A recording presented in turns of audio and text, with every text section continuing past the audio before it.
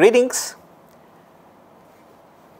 We have today the RPA in the classical model that we had already discussed. So, we are going to get the quantum treatment completed, which we already initiated in the previous class. So, let me remind you that we are dealing with a Hamiltonian for a bulk electron gas in a uniform positive background Jellium potential, and this is the Hamiltonian for this system. So, I will recapitulate some of the essential results that we got in our previous class. So, spend a few minutes on that and then we will continue from this point. We introduced an auxiliary Hamiltonian in which Mk is defined as such. This is an auxiliary Hamiltonian. It is made up of these operators P and Q, which is sitting over here. Okay. So, this is the operator that we use because this generates a unitary transformation on the Hamiltonian to a new Hamiltonian, and we choose this auxiliary Hamiltonian because of some special properties that it has. So, let us quickly recapitulate what these special properties are. So, under this unitary transformation, the new coordinates and the position operator and the components of the Fourier components of the charge density, they are invariant under this unitary transformation. The momenta, however, change. Okay? The new momenta which are introduced. So, these new momenta are canonically conjugate to the new coordinates q. So, capital Q and capital P are the new momenta and coordinates. They are canonically conjugate, so they do not commute and their commutator is according to the QP of quantum theory. They are not Hermitian, but they are used in a term H1, which is the auxiliary Hamiltonian, which is Hermitian. And the question we are going to discuss today is, if you now transform the Hamiltonian H0 plus H1, then what does the new Hamiltonian describe? What kind of a system does it describe? Okay, how do we interpret that system which is represented by the new Hamiltonian? So, this is the transformation of an arbitrary operator and the new wave function will be u inverse psi. So, these are our unitary transformation operators. We do have the subsidiary conditions that the wave function cannot depend on any additional degrees of freedom. We already recognize that k must be less than kc, and whenever k is less than kc, the new the wave function cannot depend on any additional degree of freedom, because all the dependence on coordinates is already explicitly spelled out on the dependence on the lowercase q, which are the original coordinates we used in setting up the Hamiltonian for the electron gas. Which means that the derivative of the wave function with respect to the new coordinates, the auxiliary coordinates, vanishes, which means that the momentum operator operating on this wave function would vanish, because the momentum is nothing but minus I h cross del over del q. And it also means that this relation, which is the result of the operation by the new momentum on the new wave function, this would also go to 0. So, essentially the idea of this auxiliary Hamiltonian is a very clever one, because what it helps you to do is to write a Schrodinger equation in which the Hamiltonian is not the original H0. H0 was the Hamiltonian for the n electrons together with the positive background. So, all the background effects are certainly included over here. There is a background interaction, there is an electron background interaction. all of these three terms go together to define this H0, which is written here. So, this is the same H0, but what we have done is remove the k equal to 0 component. That is the one which kills the background and the electron background terms. So, this auxiliary Hamiltonian helps us describe the same system. It gives you the same Schrodinger equation as such, and we now add these two terms. So, you have got two terms in H0, another two over here. So, we write this summation, which is the new effective Hamiltonian, which is made up of the real Hamiltonian for the electron gas together with the auxiliary Hamiltonian, and we ask how will this sum H0 plus H1 transform under the unitary transformation that we have defined. This is our question. And what kind of physical properties does the system have, and how do we interpret it? So, the system is already there, we are not getting a new system out of it, but we are interpreting the system in a new form. So, let us look at it term by term, and there is a little bit of cumbersome mathematics. It is not very cumbersome as such, but a little bit cumbersome. It is certainly not any difficult mathematics, it is elementary mathematics, but it is slightly cumbersome because there are a large number of terms which are involved. You have to keep track of which term goes where, okay, and then assemble all the terms. So, I am going to do it piecewise. So, first I will deal with the kinetic energy term, which is T1, then I will deal with the second term, which I will call as T2, and then the third term, which I will call as T3, and then we will look at the transformations of each of these terms and then put it all together. So, there is a good bit of bookkeeping to be done, and these equations will flash on your slide. They come up just at the stroke of a key, but you can't write them fast enough in your notebooks. But the good thing is that you do not have to, because the PDF files for all of these slides will be uploaded at the course web page very soon. So, you will have access to all of that. So, you do not have to write anything, but just keep track of how the terms are kept, are developed, and then we will assemble all the terms. So, there are plenty of terms which will come, because whenever you carry out a transformation, you get a new set of terms, and we have done this when we did the other transformation, big transformation exercise in quantum theory. When we did the Foley-Wotheisen transformations of the Hamiltonian, we had plenty of terms popping out of the transformations. So, this is somewhat similar in some respect. So, this is how the lowercase momentum operators would transform. Okay, this we have seen already. We have seen that the coordinates do not transform, but the momentum operators, they do change under the unitary transformation, and the lowercase momentum transforms according to this relation, and therefore, you have to find how the term T1 will transform. Now, this is already a large number of terms, and it takes a little while to do this. So, I have not spelled out all the results, but if you just put in the right hand side of this relation and carry out the transformation of the term T1, this is what you will get. Some of the intermediate steps are given on page 79 of the book by Rames, so you can catch up with that if necessary. Okay? Look at the other term, T2. Now, T2 term is easier to handle, but we are going to discuss the T2 term in some details.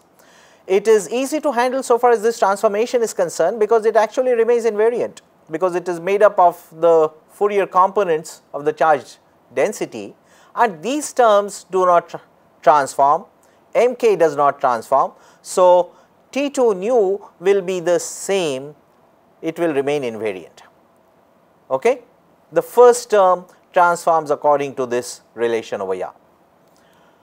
Now, we have to work with T3, and this has got two parts. One is coming from the P dagger P, and second term is coming from M P dagger rho. So, these are the three terms. T2 we know is invariant. What we will do is to separate the term T2 into two parts. There is a summation over k for k not equal to 0, okay? But we know that there is a certain upper limit on k. So, what we will do is to break this sum into two parts, one for k greater than the upper bound of k and the other corresponds to the values of k which are less than kc. Now, kc is this upper bound on the wave number. We have discussed this in our earlier discussion. So, this corresponds to k larger than kc, distance is the inverse of it. So, this is the short range term, okay. K is 2 pi by lambda. So, the distance appears in the denominator. So, this is the short range term and this is the long range term. In other words, whatever interaction is represented by the term T2 in the full Hamiltonian is broken into a short range interaction and a long range interaction. This is the short range interaction which I will write as H subscript SR for short range. What about the term T3? Now, T3 is made up of these two parts. So, the transformed operator resulting from the unitary transformation of the term T3 will be U inverse T3U.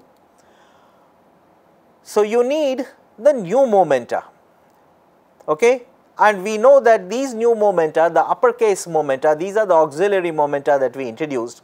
These momenta are not invariant under the unitary transformation, you get new operators and the new operator is the old operator plus mk rho k. So, this result we obtained in our previous class. So, we will use this. So, this is the new momentum, this is its adjoint. So, p dagger is p dagger, this is the adjoint of the first term and then the adjoint of the second term. So, which is rho dagger, but rho dagger can be written as rho minus k, that also is a result that we have discussed in our previous class. So, you have to transform this term. So, this transformation will be made up of p dagger p, this is p dagger, okay, which is p minus k plus mk rho minus k. Keep track of the signs over here, they are very important, okay.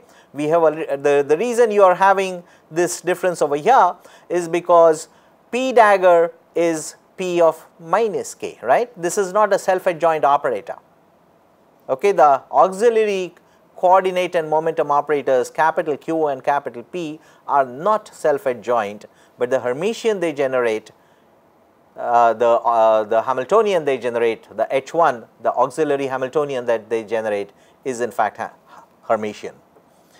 So, this is the new p dagger p and you expand these terms. So, you have got p minus k p k, then you have got m k which is common from this term and this term and in this term and this term, and the last two will give you a term which is quadratic in m. So, these are the terms which come out of this. So, these terms have been written here at the top of the slide. Let us look at this middle term, okay, and this is what I had warned earlier, that there are a large number of terms and on one slide only so much as can be written. So, at the end we are going to compile all of these terms and then figure out what they all add up to.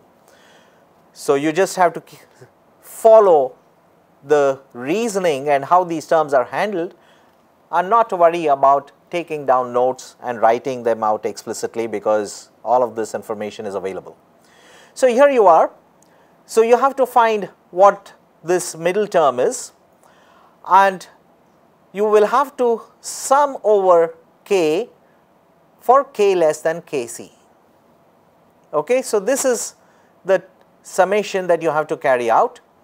So I now have written these two terms separately. Now rho of minus k is rho k star. Okay, pk is the same as p minus k dagger. So I am only substituting, it is very simple mathematics, but a little bit cumbersome. So notice that instead of p minus k you get pk adjoint. Then over here you have rho minus k, which is rho k star. Then here you have pk, instead of pk you have got the adjoint of p minus k. Okay, that is according to how we have chosen these auxiliary operators. Now here you have got a summation over all the wave vectors, but there is a symmetry in the k space which we discussed yesterday also. So we can easily carry out this summation over minus k just as well. It does not matter whether you carry out the summation over plus k or minus k, because you are going to pick up under the summation all vectors in the momentum space. So you can write this rho k star as rho minus k star and p minus k dagger as p plus k dagger, and that is because of the symmetry. Mk of course is symmetric because Mk is defined through the square of the magnitude, so it does not matter. Okay, so now what is rho of minus k star? Rho of minus k star is rho k itself. Okay, rho of minus k is rho k star. So rho of minus k complex conjugate is the complex conjugate of this term, which is rho k. All right. So now look at these two terms. This term is the same as this term. So the right hand side becomes twice one of the two terms. So this is a result that we will use. Now this is the whole transformation that we have to look at. This is the transformation of the first term, right? It has got a term which is quadratic in M, and it is this term that we were examining, and this term we find is twice this term. Okay, so we will keep track of all the terms and then put it all together. All right. Now this we have done. We have seen this part. Remember that there is a half over here and there is a 2 over here. So when you rewrite this, you will have to keep track of this half term and this 2 over here.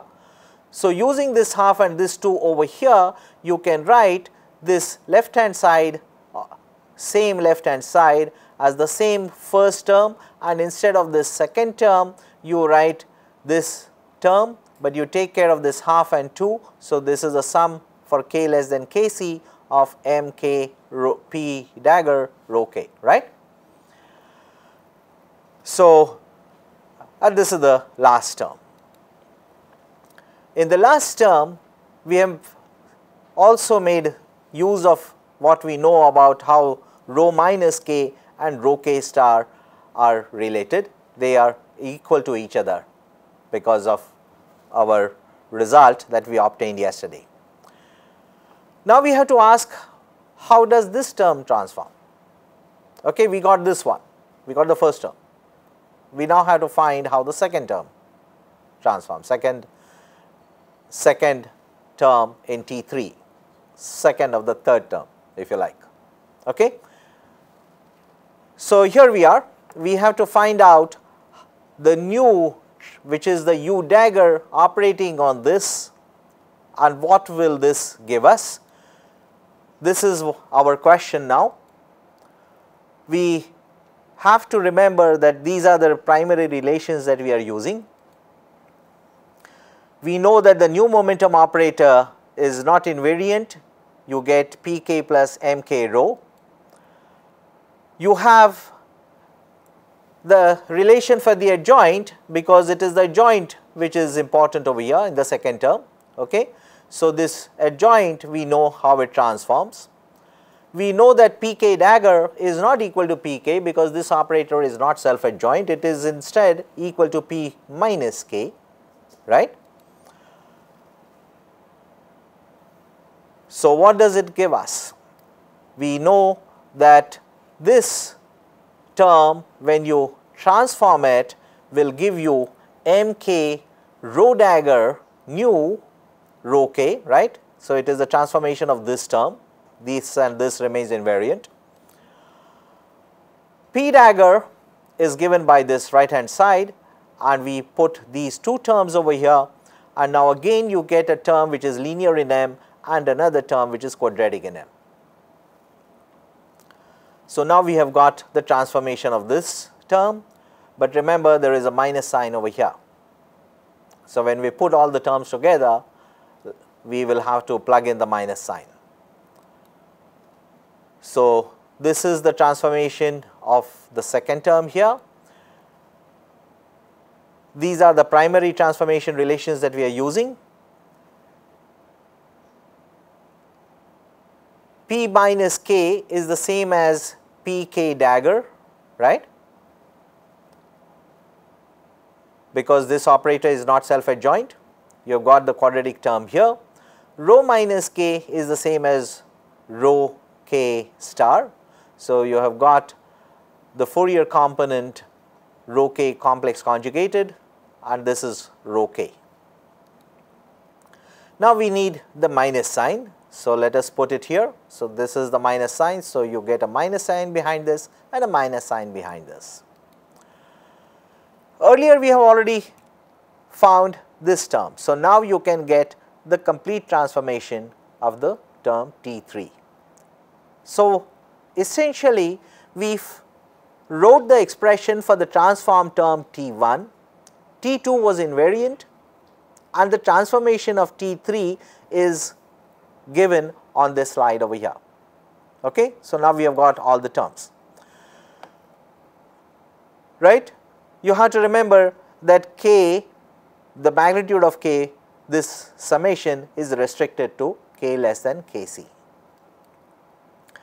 So, these are the three terms, and this is the question that we had raised, and now we can answer it because we know how the first term transforms, which is the kinetic energy term. We know that the second term remains invariant, and we know how the third term transforms. So, we can transform the complete Hamiltonian. So, let us write the new Hamiltonian. So, this part comes from the term T1 which is transformed. Okay. Then you have the second term which is invariant. However, we wrote the second term in two pieces. The second term is a part of the Hamiltonian, and as a part of the Hamiltonian it is going to represent a certain interaction of the system. That system is whatever the system is as described by the new Hamiltonian. That is the system that we have to interpret. So, it is made up of the kinetic energy parts and the potential energy parts, which are the interactions, and the interactions are represented by everything which does not correspond to the kinetic energy part. So, those interactions, these are not new interactions you are adding on, they already belong to the system, they are internal to the system. It is only that they were not dealt with in the Hartree-Fock theory nor in the perturbation theory. Where are they coming from? They are coming from the correlations, because the Hartree-Fock formalism does address the statistical correlations, namely the spin correlations, which are also equivalently called as the Fermi-Dirac correlations. The Hartree-Fock theory also does a static average of the Coulomb interaction, including the exchange which is coming from statistics, which is why the Hartree-Fock wave function is an antisymmetric determinant. But what the Hartree-Fock leaves out are the Coulomb correlations. So, they are already there in the system. So, they are already there in this Hamiltonian, but they will now become manifest because of the transformations, and they are sitting in some of these interaction terms in the new Hamiltonian. Okay? We have not ignored them, and this is the transformation of the third term, which we just discussed few minutes ago in our previous slide. Okay? So, we have put all of these terms together, and this physical system is now represented by a combination of T1 nu plus T2 nu plus T3 nu, and we expect to find the plasma oscillations in these terms. So, it is there, but it has to manifest itself.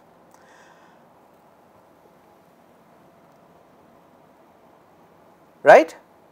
So, these are the terms, and this is a lot of work. We certainly expect that this system will represent the collective behavior, the correlated dynamics of the electron gas. Everything is included in it.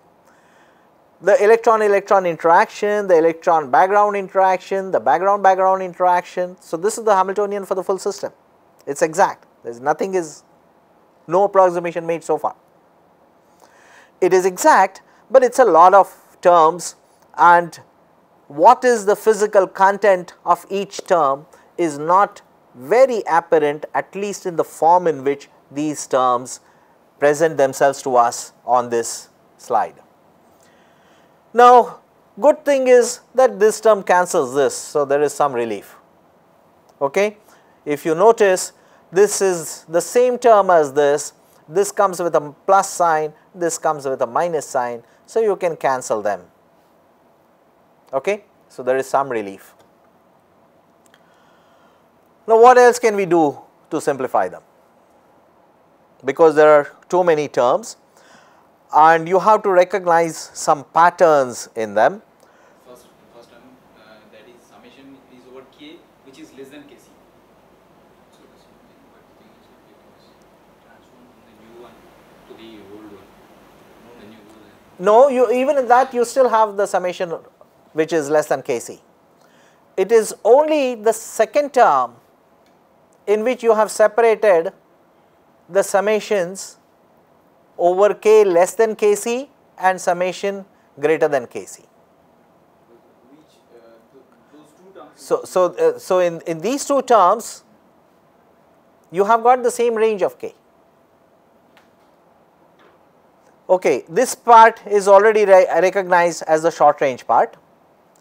Here you have, if you look at this term and this term and this term, okay, if you look at these three terms, you will find that they together cancel each other, because this comes with a plus half sign, this also comes with a plus half sign, and this comes with a minus sign. So, these three terms together, they cancel each other. Okay? So, the only term with k greater than kc is here. So, these three terms together cancel each other, and that gives us a little bit of respite, because we managed to get rid of two terms which were equal and opposite. Now, we have three terms which combine to cancel each other. So, now there are less terms to work with. Okay? The relationship is beginning to look a little compact, but it is still cumbersome, but certainly there is some respite. Now, mk square n, you know that mk depends on this k square in the denominator. So, mk really does not matter with this, it does not change with respect to sign. You are working with mk square. So, you can read out this term in terms of this 4 pi e square by vk square factor. You have this term, but P minus k is the same as Pk dagger, and Pk is written over here. So, we will rewrite this whole expression, which is now looking a little bit compact, but we will rewrite it by substituting this box by this box, which we know is correct, and by replacing this m square by 4 pi e square by Vk square. So, when you carry out these substitutions, now the relation looks like this. So, this is the form that we will actually analyze further. Nothing is lost. All the terms have been kept track of. They are collected together explicitly. Now, look at this term over here. Now, this looks a little messy, and before we simplify it, we will make it messier. Okay? So, what we will do is to separate this double sum. This is a summation over k and summation over L. We will separate it, one for L equal to k and the other when L is not equal to k. Okay. So, we will deal with this term separately. So, these are the two pieces, one corresponding to L equal to k and the other corresponding to L not equal to k. Now, what happens with these terms? You also have the spherical symmetry. So, summation over the vector k and the summation over the minus k give you the same result. So, we take advantage of that and write this term as summation over minus k. So, this was sum over plus k. So, instead of plus k we have a minus k. This was sum over plus k, we have a sum over minus k here. Here you had mk, you have m minus k, which we know is the same as mk because mk does not change. But then you have qk going to q minus k, and that is qk dagger as we know, right. So, we will use that in the subsequent step. So, this is ql, it is the k which goes to minus k. So, this k goes to minus k, ql remains the same as ql, but k goes to minus k, okay. And it is the same thing in the second term. So, here also this k has gone to minus k, this k has gone to minus k, L remains, QL remains the same as QL, but look at the exponents also. You have k plus L over here which goes to minus k plus L here, and likewise the k plus L over here goes to minus k plus L over here, okay. So, we have to do it systematically for every term. So, I have just written these terms together here at the top of this slide.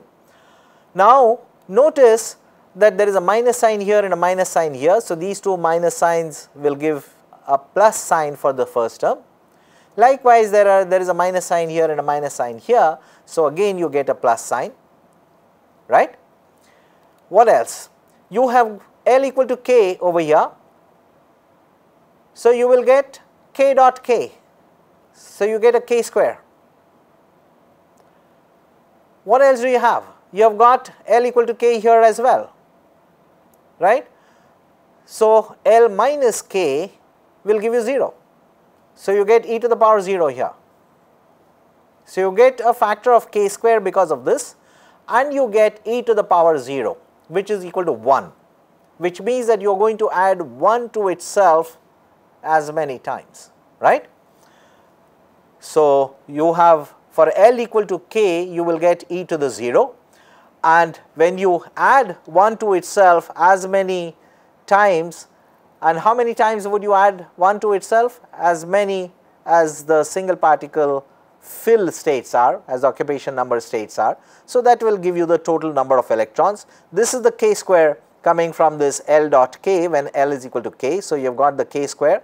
So, this is what you get from the first term, and this is the second term where this sign has already been annulled by this minus sign. So, you get a plus here and a plus here, you got a k dot L, but in the second term k is not equal to L.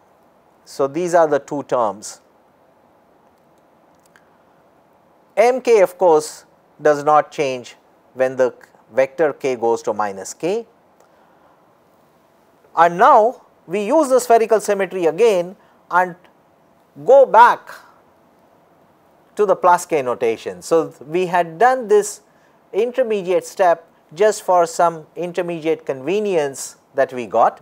We will go back and exploit the symmetry over the k vectors. So, once again we change the sign over here. So, instead of q minus k, we have a q plus k.